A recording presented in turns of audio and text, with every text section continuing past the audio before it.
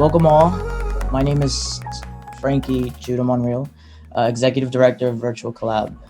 Allow me to quickly speak on who we are and, more importantly, what we do. So we are an organization whose main purpose is to form a space where both professionals and professionals to be may virtually collab. From discussions, ideas of projects, to first-hand advice or guidance, we'd love to be providers of the place where all the mentioned are welcome. The mediums we use to create these tasks are newsletters, social media content, and what we're currently in, webinars. Today's speaker is Nathan Ortiz, our very own leader of board development and personnel committee. His areas of practice include lifespan development, crisis response and management, process addictions, and workplace satisfaction. He is certified in trauma-focused cognitive behavioral therapy, alcohol, drug counseling, and crisis intervention.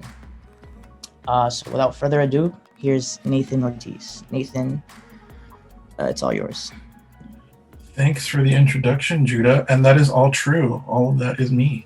I'm a licensed psychotherapist here in Bowling Green, Kentucky, and I'm very proud to present this virtual webinar on the psychology of stress.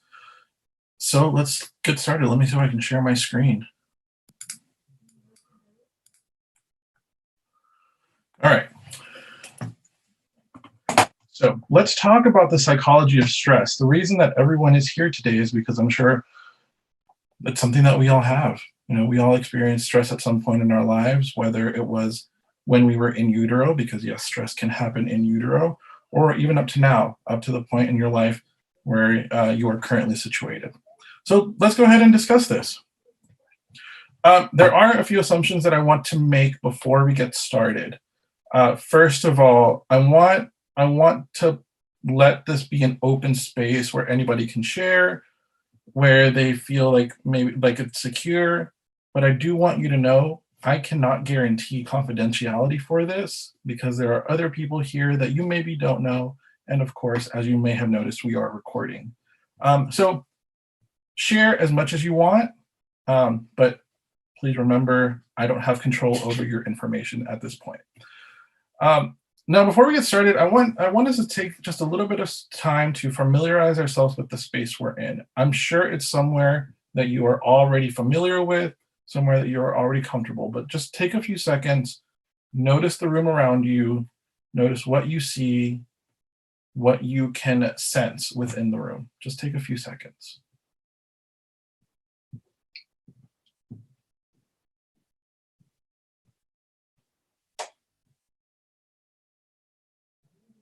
Okay. Now, stress is, of course, something stressful. So if during the talk or the webinar, you feel like maybe it's something that is perhaps overwhelming for you, take some time away. I'm not going to get offended, I promise you. Definitely want you to be taking care of yourself. Let's move forward. So in the chat, if you will, and I hope that one of my colleagues will be able to help me monitor the chat. What's stress for you? What is that line? Sorry, 1 second. I don't know. You know, what is stress? Let's take some time to consider where some of the stress that you currently are feeling is coming from. And if you wouldn't mind sharing in the chat, pain, lingering painful feeling. Seems like we're getting some unmet needs with lack of time, some things that we just haven't gotten around to, feelings of adversity, worry, doubt, uncertainty. Yes, thank you all for sharing. Would anybody be comfortable sharing what is currently causing them stress? I can start. The riots right now are causing me quite a bit of stress, and it has been for the majority of the day. Okay, some routine issues, quarantine, COVID, yeah, COVID definitely. Law school applications, yes, large life events. Oh no, seems like we've got some family connections to COVID. Hopefully everything turns out all right. Uh, yeah, definitely being able to find a balance with work, school, finances, definitely something that can cause stress. So let's move forward with this. Oh, big exam in 3 months. John, we'll be praying.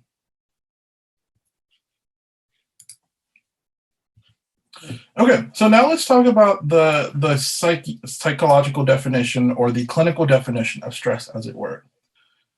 This stress, what we understand it to be, is a response to a change in homeostasis. Now, what is homeostasis? It's equilibrium, it's balance, it's resting state. So, another thing that we understand about stress is that it's natural and it's instinctive. Some have theorized and have attempted to add the definition of it being responsive. I don't think the psychological community has come to that consensus yet, but knowledge is ever changing. Stress is also inevitable. Like I mentioned earlier, you could have faced it in utero. You could be facing it right now, maybe at some point during childhood. If you went through puberty, your body has gone through stress. Maybe societal, but definitely physiological. But it's also manageable. Just because it's something that we can never avoid doesn't mean that it's something that we always are dealing with. So hopefully by the end of this webinar, we can understand some of the better practices of stress management. So these are, thank you everyone who has shared already where you might be feeling some stress. These are a lot of the common sources of stress that we find. Health. I mean, we're in a pandemic, I think that I've joked with some of my colleagues that probably 90% of humanity right now could be diagnosed with an adjustment disorder because this has been a huge adjustment. Money. A lot of people have been suffering during this pandemic, and some people more than others. Life events. I think, who was it? Jonah has an exam coming up in 3 months. Abdi has law school applications coming up. I mean, big life events. Interpersonal relationships. I'm sure we've all been in a situation where somebody, perhaps multiple somebodies, are causing us stress. Macro events. What do I mean by that? Like world events, the pandemic could be considered a macro event. The 2020 election for many was stressful.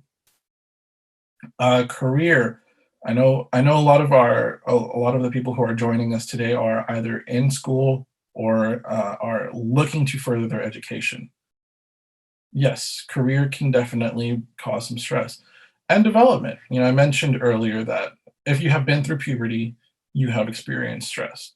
Again, it could be either societal, but definitely your body went through some stress, whether it was your first growth spurt where you had some growing pains, whether it was starting menses, or perhaps your skin was doing something that you didn't necessarily like it doing. Your body has felt that stress. Now, how do we identify stress? How do we know that what we are feeling is stress? Why don't you just take a look at some of these common symptoms associated with stress. Tell me if there are any that you definitely identify with or any that you feel you might add.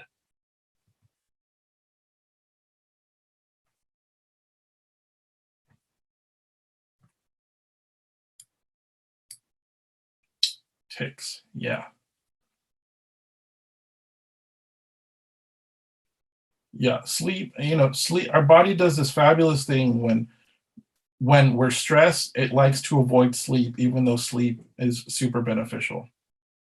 Gotta love it. Headaches, yeah. Yeah, those racing thoughts, they can definitely be troublesome. Now, I also want you to consider, and you don't have to share this if you don't want to, but where do you feel your stress? I, for myself, I feel it in my hands and I feel it right here on my neck.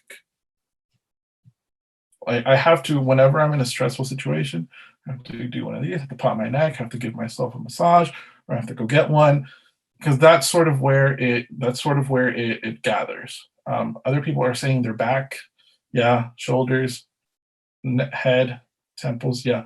The temples is an interesting one. It's sort of our brain attacking itself, which isn't that fun. All right, let's move forward. So let's talk about the central nervous system. Spoiler alert, we all have one of these. If you have a brain, you have a central nervous system. Of course, it's not just comprised of the brain, you also have the spinal cord. So your brain connects to your spinal cord and it sends out these nerve endings throughout your entire body. Anywhere that you can feel any sort of sensation, you have nerves there. Now, of course, the central nervous system, I mean, you might hear me refer to it as the CNS moving forward. It plays a central role in most of our bodily functions. So awareness, if you can perceive something, it's because of your central nervous system. Movement, if you can move, it's because of the CNS. If you're thinking, if you can talk, and if you can remember anything, it's mostly due to your central nervous system. That's why when we have issues with our central nervous system, some of these functions can be inhibited. The central nervous system extends into what we call the peripheral nervous system, and this is really where we're going to spend the majority of our time, is in the peripheral nervous system. So it can be broken down into multiple parts. Namely, though, we're going to be looking at these two that you see listed here, the autonomic nervous system and the somatic nervous system. Oh, and I forgot to mention that if at any point you have a question, feel free to leave it in the chat. Now, let's talk about the somatic nervous system. This is controlled consciously. So I want you to think of something that you do consciously every day. For example, your decision to click on the buttons to register for this webinar, open your computer or log in or whatever, and sit down to watch it is a function of your somatic nervous system. You did that consciously. You used the functions that you have in order to get that done. Now, of course, there are situations in which maybe you have limited mobility. Perhaps due to some physical trauma, but even still, your somatic nervous system moves, like, let's say, if you're moving your eyes, that's your somatic nervous system. If you voluntarily sneeze, it's your somatic nervous system. Its counterpart is the autonomic nervous system. Now, this acts largely unconsciously, and this is really where we develop a lot of the stress. The autonomic nervous system can be broken down into these other two parts, sympathetic and parasympathetic. Again, a lot of words that maybe are new to you at this point. If you have a question or if you need me to slow down or repeat something, feel free to let me know. Now, the autonomic nervous system regulates unconscious functions like your heart rate. Like, you really don't have much control over your heart rate. Your digestion, sure, you can do things to perhaps alter your digestion, but at the end of the day, you really don't have any control once it enters your stomach. Respiratory rate, you can try to manage it, but it's still something. If you're managing it, it's because it got to a point where it was unmanageable and unconsciously unmanageable. Sexual arousal, you don't really know why you feel it. Sometimes you just do. So let's talk about the parasympathetic nervous system. This, of course, is a part of the peripheral nervous system, and it regulates the body's unconscious reactions. So let's say that, let's consider REM sleep. REM sleep, or rapid eye movement sleep, is a function of the parasympathetic nervous system. Now, of course, you only get REM sleep when you're at rest. You can also engage your parasympathetic nervous system when, let's say, for instance, you have a mosquito and I don't know wherever in the part of the world you are, but here in Kentucky, mosquitoes are the national bird. So whenever they come up to you and you just like slap something on yourself, you did that consciously. And maybe didn't feel like you did it consciously, but you thought, okay, I've done this before. I understand that my body will change something, that I will have a reaction if I do this. So let me do it. The main neurotransmitter that is used whenever we are engaging our parasympathetic nervous system is the transmitter acetylcholine. Now, it's not necessarily important to know that, but it is important to know that acetylcholine can be either increased or decreased depending on substances, most namely tobacco. If somebody is smoking a lot of tobacco, their nicotinic acetylcholine receptors usually depress, and so they feel really loose. That's why you'll hear some people say that if they're smoking, it's to relax, because their acetylcholine receptors are like, okay, we're getting input, let's relax. Now, here's a hot tip for everybody who feels a lot of stress. The functions of the parasympathetic nervous system can be consciously stimulated during stress. So that's to say, if you're feeling quite a bit of stress, you can actually do things that would mimic your parasympathetic nervous system, but we'll get into that later. Now, the sympathetic nervous system, this is where I want to spend quite a bit more time. I'm sure that everyone here has heard of these functions: fight, flight, or freeze. Fight. Let's get it popping. Let's do something about it. We're going to confront the issue right here, right now. Could somebody in the chat provide an example of a stressful situation? And then we'll go through all of these functions. Haunted house. Okay. Haunted house. So let's say that it's Halloween or October, or maybe you're at, I don't know, Universal Studios or something. I don't know. You go into a haunted house, and the first thing that, of course, the point is to scare you. The point is to increase your stress levels. So what do? If you're a fighter, if you're somebody who fights, you're probably like this a lot of the time. And it's not because you want to defend yourself. It's because you want to attack. Now, if you're a flight person, you're out of there. You're running through that thing. Your eyes are covered. You're screaming. You're probably ducking. Probably doing one of these things, because your body is recognizing that your head, as one of the more delicate parts of your body, is needing to protect itself. So you're out of there. You're gone. Now, when we freeze, and we'll get into this a little bit later, but when we freeze, you have that sort of deer in headlights effect. Imagine you're in a haunted house, and something just pops up at you, and they're like, "Whoa, what's going on?" Your body doesn't know what to do at that point. Let's see some of these other examples. Job interview. Yeah. So, the job interview is an interesting example because it takes into consideration some social factors. So in a job interview, let's consider when we're engaging, or when our fight response is engaged, rather. You might be talking too quickly. You might be sweating. The rapid talking is a response to you trying to get in all the information that you can as quickly as possible, so that you can be done with the situation. Flight, you might get cold feet. You might be at the door of the job interview, or now the Zoom link, and you might think, oh, let me not click it. Freeze, let's say that you're in the job interview and someone asks you a question like, I don't know, tell me about what do you want to do in 5 years? The question we all get asked. You're like, I don't know. I don't even know what I want for lunch. Your body is overwhelmed and it has decided to freeze.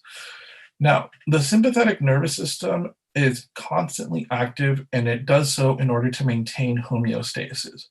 Um, click or write me in the chat if you can relate to this.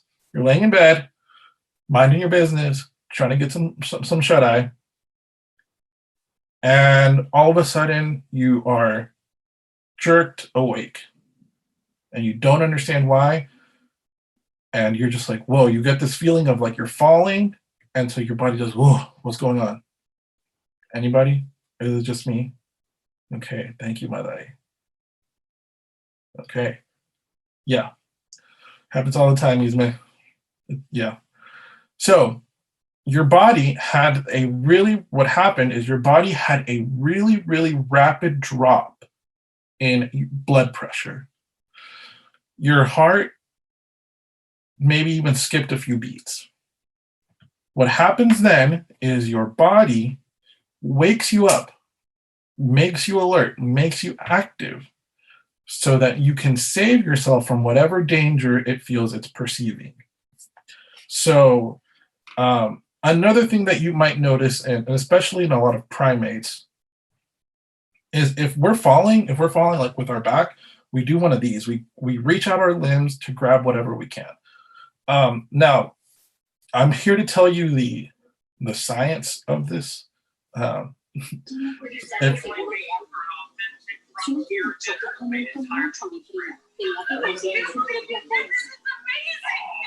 there a question? Okay. So anyway, sorry about that.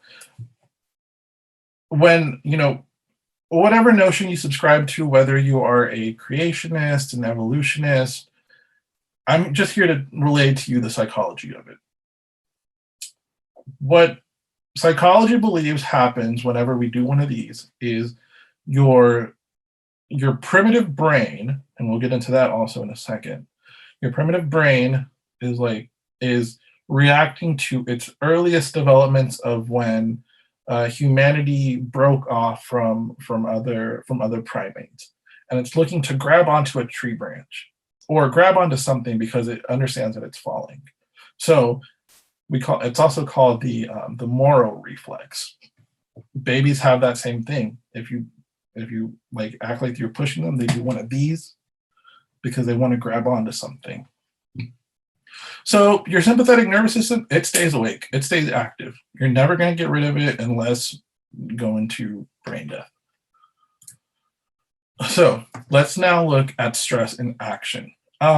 Any questions so far that anybody might have? If I'm going too slow, please feel free to stop me. The things that we're going to look at here in just a second, they're a little bit more, I don't want to say advanced because I try to make them as accessible as possible, but it's going to be quite a lot of information. So let's just move on. You're seeing this, and maybe even just looking at this chart caused a stress reaction in you. You're like, well, looks like math. I'm out. I can't deal with this. Did we lose number of participants? It doesn't seem so. But let's talk about what's going on here. Now, I'm not going to get into all of what is polyvagal theory and everything associated with that. I got this from one of my graduate courses, and I had an entire course just in crisis, stress, and trauma. So I'm not going to go through all of this, but let's just follow along. So we start here at social engagement. Let's say that, I don't know, maybe you're at a party. Oh no, let's do something better. Let's say you're at the bank. Everyone loves going to the bank. You're there, you know what you're going for. You're going to try to withdraw some money. Everything's fine. And then the teller says, Mr. Ortiz, there's been a freeze on your account. Immediately, I'm aroused, and not in that kind of way. My nervous system is saying something's wrong. I have left this neural perception of safety. So I've moved up here into my sympathetic nervous system. I don't choose whether I fight or I flight. I don't actively choose that. I can make decisions using my neocortex, which we'll get into in the next slide, about how I want to react. But my body is telling me what I should do. It's not up to me, it's up to my brain. If I'm fighting, I'm feeling that rage. Like, what do you mean my account has been frozen? Crazy. What are you talking about? The Karens. Or the flight. Like, okay, hold on. I'm gonna go settle this. I'm gonna go figure this out. Give me a second. And then you just like you dart out the building. Notice though how it's increasing into what we call hypoarousal. Now, like I said, I'm not going to get into all of polyvagal theory, but once we enter into this red zone, your body has become completely overwhelmed. This increase from the neuroperception of safety into this freeze can happen instantly. It's not like it's a rapid climb. Or I'm sorry, it's not like it's a slow climb. It can be almost instantaneous. You could sometimes even bypass this fight flight response and go directly into freeze. Now, of course, what happens in freeze? You freeze. What does that look like? Maybe you get a little dizzy. Maybe you're like, whoa, I don't know where I'm at. Your body has decided it's going to shut out for a second because it needs time to process what's going on. Maybe you feel tingling in your hands. Maybe you feel this like increase in shame, especially if she says it out loud. Maybe you're like, oh, I don't know. I'm sure we've all been there at some point where you're in a social situation talking in front of other people and something happens and you're like, You have that feeling of shame. And so you're in freeze at that point. Now, see, as you can notice over here, our parasympathetic nervous system has immobilized. It's checked out. But then we go back down. We have this deactivation. Now, this is very key for those people who maybe are dealing with others who are in hypoarousal. Will somebody tell me, can you see my mouse?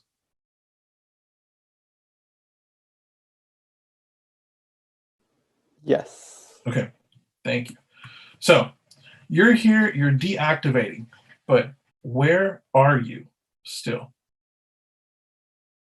You're still in this fight or flight response. So imagine that.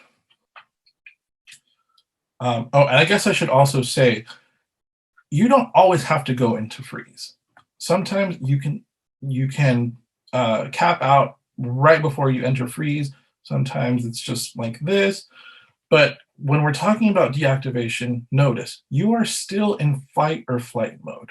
So let's imagine that let's say you're a parent and you have a teenager. We've all been teenagers before, I'm sure. Kids screaming, kids yelling at you, cussing you out, calling you all kinds of names. And eventually you get to the point where you realize, and maybe all of this fight started because they wouldn't clean their room. So the neuroperception of safety went away. We've increased. We're here in fight or flight. We're maybe deactivating. But then right here, the parent says, and then on top of this, where are we back at? We're back up here. Well, I guess we waved back up here. We're back in either fight or flight. That person, that teenager isn't going to engage with you anymore because they've noticed that when they started feeling safe, another arousal response happened. And so either they're going to fight harder or they're going to fly away even faster because they cannot wait to get out of that situation. So, hot tip for all you parents and wannabe parents out there, if you have a child, and this could literally be from, like I said, utero to current age, who is just coming down from a tantrum, don't immediately jump back in.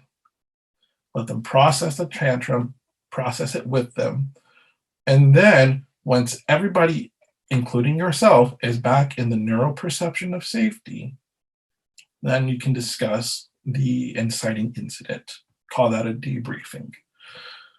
Now, I want everyone to notice what happens here when we're in fight or flight, especially with digestion.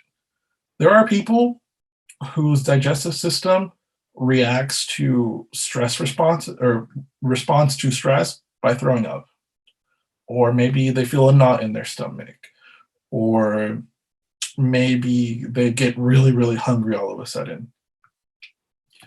So, if another hot tip for these parents out there, if our kid is constantly in fight or flight mode, guess what they're not doing? They're not digesting their food properly. So they might be eating quite a bit. If you notice that your kid is eating like disproportionately to their age and their size, let's take a look at what's going on in their environment. Maybe something isn't making them feel safe, and so they're like, I gotta scarf down food because I don't know when I'll have more. Now, as opposed to when we have a neural perception of safety, we digest our food, we can rest. Some people's skin even clears. So it's good to be in this neural perception of safety. Now, I'm going to move forward into this brain model that we understand as the triune brain. Any response that we have follows this order. Now, I want to preface this by saying that not all scientists agree with this. Majority of scientists do, though. Any response, any sort of sensation, anything that you take in is first processed in the lizard brain. This part of the brain was the first to develop in humans. This is where we have the fight or flight mode. If you're consider autopilot, a lot of people, when they think about autopilot, they think about their as a symptom of depression. But in autopilot, you're also sleeping. So it's not always a bad thing. So when you're in, when you're in this, when you have this lizard brain, and we all have it, you don't really process that much. It's all pretty instinctual. Then later, when evolution happened, you move into this mammalian brain. This is where we started to notice that we have emotions, that we can develop memories, that we can form habits and attachments. This is sort of where, sometimes we say my heart feels something, but my head feels something else. I'm sure everybody here has related to that. We have competing parts of our brain. The newest part, and I'm sure you notice it's called the neocortex, neo being Latin for new, is where we have language. It's where we can think abstractly, where we can imagine, where we can reason, we can rationalize. Now, the human brain, this neocortex, it has executive control, but it's not the only one that responds. As I mentioned previously, all information across the board goes through the lizard brain, then through the mammalian brain, and then finally in the human brain. This, in the human brain, is where we process information. And I process information socially. So sometimes this lizard brain takes over. How many of you here, and just type me or yes in the chat, how many of you here have ever been rendered speechless?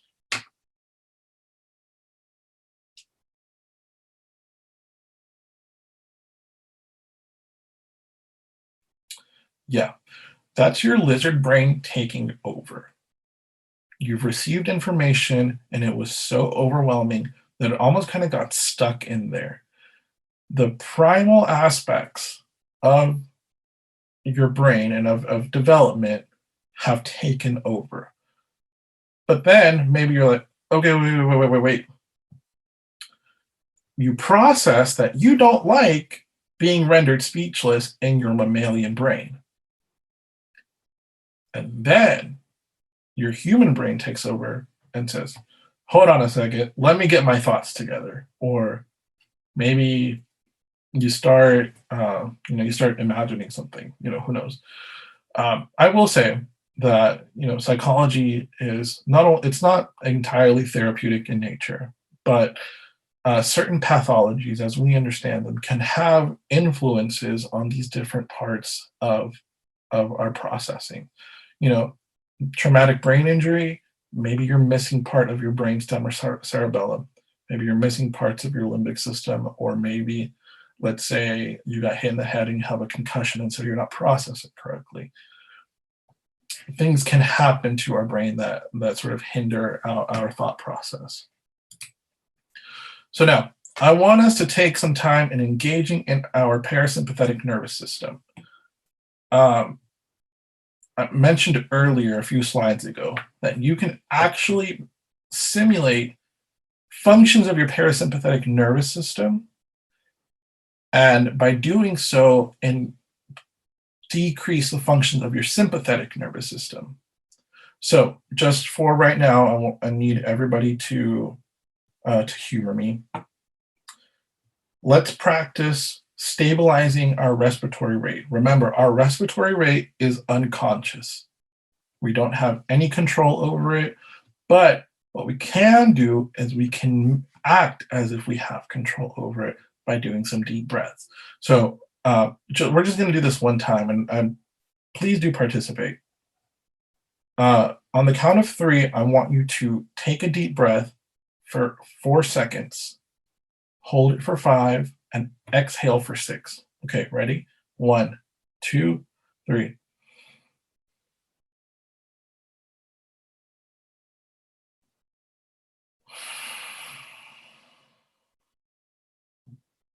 Only going to do that one time. Hopefully, at that point, now you're feeling perhaps a little bit more relaxed. Perhaps, I mean, I can't imagine that you were aroused, but maybe you were by the breadth of information. But hopefully now you can feel a little relaxed. So let's talk about different ways of engaging our parasympathetic nervous system. Some of you might know these as coping skills. And I know some of you are here because you're interested in psychology in general. So I just want to, for anybody who might have the desire to learn, I'm just going to go through some of these coping skills pretty quickly. Grounding. It's not sending you to your room or staying in a corner or whatever. That's not what that means. Whenever you're in fight or flight and freeze, I'm sure that you remember, sometimes you can dissociate. Sometimes you don't know where you're at.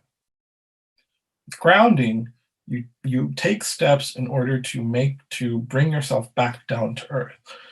Ways you can do this. One of my favorites is the 5, 4, 3, 2, 1 skill.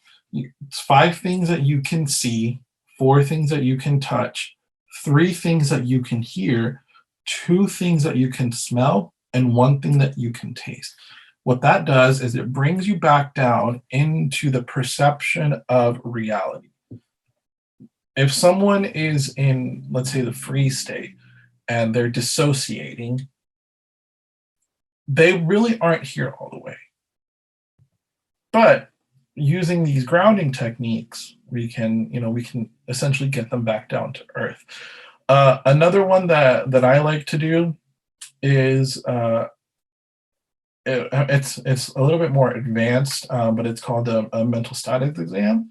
So I ask them to be oriented to 4 different things: to their name, where they're at, what time it is, and then some random trivia like who's the president or something. If any one of those answers is incorrect, we can perhaps assist, or we can supplement that with another question. Once we get into large disorientation is where we want to introduce some more advanced interventions. Deep breathing, we all just practice that. I like that. One thing that I teach some of my clients, I work with kids, is you inhale, you take your hand, inhale on the rise, exhale on the drop. Inhale, exhale, inhale, exhale. Not only does that get them breathing again, but it also puts senses back into their hands. Progressive muscle relaxation. I mean, really, you can just say, okay, I'm going to start with the top of my head, let that relax a little bit, then go down to my neck and then to my shoulders. It's really just that. It moves progressively. The mammalian dive reflex. This is one of my favorite ones to teach the little ones. When you're drowning, when you're in water, your body automatically thinks it's drowning. No matter how high the water is, if you're getting wet, you can be in the shower. It could be raining. If you're getting wet, your body thinks it's drowning because we're not equipped to be in water. That's why, we don't have hair on the palms of our hands or on the bottom of our feet because we're not prepped to be in water. We can use that to our advantage. If you splash some cold water on your face, what your body instinctually wants to do is take a deep breath to get in as much oxygen as possible. So not only have you introduced fresh breath into your body, but you have also engaged your senses, your tactile senses. You notice that the water is cold. You notice that the water is hot. You notice that the water is wet. So the mammalian dive reflex is honestly one of my favorite things to do. In my office, I keep a spray bottle. So if a kid is acting out or if I want to show them, I just give them the spray bottle and they just do one of these. They spritz themselves and they relax. It works most of the time. And as I mentioned earlier, I know some others are here because either they have an interest in psychology, maybe they themselves are clinicians or practitioners, and maybe they want even to learn how to deal with stress for others. Maybe they have children, maybe they have parents who are in constant stress. So let's go through some of the steps in order to help others. First things that we want to do is we want to recognize the symptoms. Some of you were gracious enough to list some of the symptoms that you identify with, or perhaps add others in the slides previous. Then you want to be aware of your own needs. Like they say on any flight, when the mask comes down, you put yours on first before you even attempt to assist anybody else. If you're in a stressful situation, if you yourself are stressed out, take time to recognize, am I in a place where I can help others? Because if you're not, it's not going to go anywhere. Once you have been aware of whether or not you can assist, offer that assistance. Now, you can, after that, once you've offered it and they have consented, you can prompt the engagement with their own parasympathetic nervous system by using any of the coping skills that we mentioned earlier. Now, when someone needs assistance with being able to cope, maybe because they don't have great coping skills, or maybe they themselves don't have the mental faculties or the wherewithal to deal with stress, that's when we want to link them to resources. And I'll list some here later.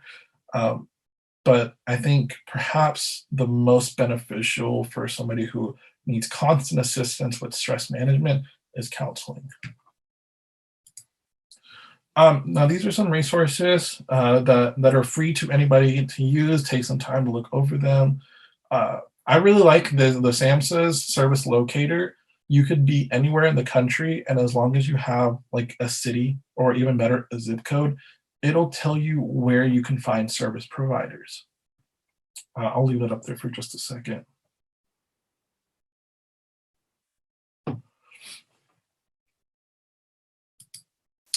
Now, here are my references because I have to list them because the American Psychological Association says I have to, so here they are. And I'll get back to the question segment here in a second. But that's the conclusion of my presentation. Thank you everyone for coming by. It's really great to get to meet new people. I see some familiar faces, some faces that I've never met. It's always nice to get to know everybody. Please follow us on our social media. Visit our website. If you have any questions, email Virtual Collab. If you have any questions for me about stress management or about locating resources within your area, feel free to reach out to me. I can't promise you that I'm going to answer your email overnight, but I'll probably get back to you within 24 hours. Yeah, it's been great getting to speak with everybody. I'll leave that up there for just a second if you want to take the time to write that information down.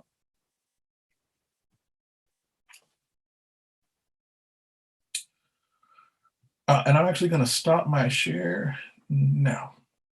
Well, yeah, thanks everyone for tuning in. I think Ashley has sent in the chat a survey about the webinar. If you could please just take some time to fill it out. Feel free to reach out to me, to Virtual Collab, to any of us on the team if you have any questions. But other than that, thanks everyone for stopping by.